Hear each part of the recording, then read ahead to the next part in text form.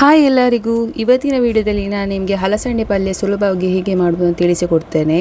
Stove on ಮಾಡಿ ಪಾತ್ರೆ ಬಿಸಿ ಆದಮೇಲೆ ಪಾತ್ರೆಗೆ 1-2 ಸ್ಪೂನ್ನಷ್ಟು ಎಣ್ಣೆ ಹಾಕಿ, ಎಣ್ಣೆ ಬಿಸಿ ಆಗ್ತಾ ಬರುವಾಗ 1 ಸ್ಪೂನ್ನಷ್ಟು ಸಾಸಿವೆ,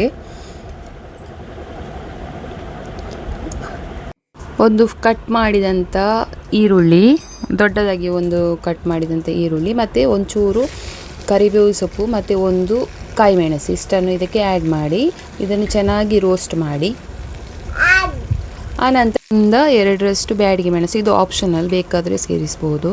ಮತ್ತು ಇದನ್ನು ಚೆನ್ನಾಗಿ ರೋಸ್ಟ್ ಮಾಡಿ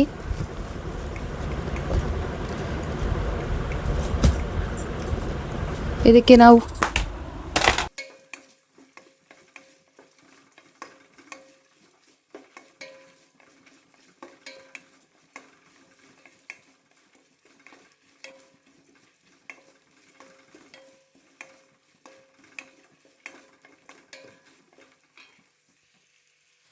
ಈಗ ಇದಕ್ಕೆ 1 ಸ್ಪೂನ್ನಷ್ಟು ಅರಶಿನ ಆ್ಯಡ್ ಮಾಡಿ ಹಾಗೂ 1 ಸ್ಪೂನ್ನಷ್ಟು ಉಪ್ಪು ಇಷ್ಟನ್ನು ಆ್ಯಡ್ ಮಾಡಿ ಚೆನ್ನಾಗಿ ಇದನ್ನು ತಿರುಗಿಸಿ.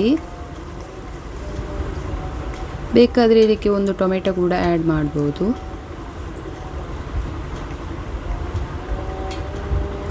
ಆನಂತರ ನಾವು ತೊಳೆದಿಟ್ಟಂತಹ ಅಲಸಂಡೆ ಉಂಟಲ್ಲ ಅದನ್ನು ಇದಕ್ಕೆ ಆ್ಯಡ್ ಮಾಡಬೇಕು.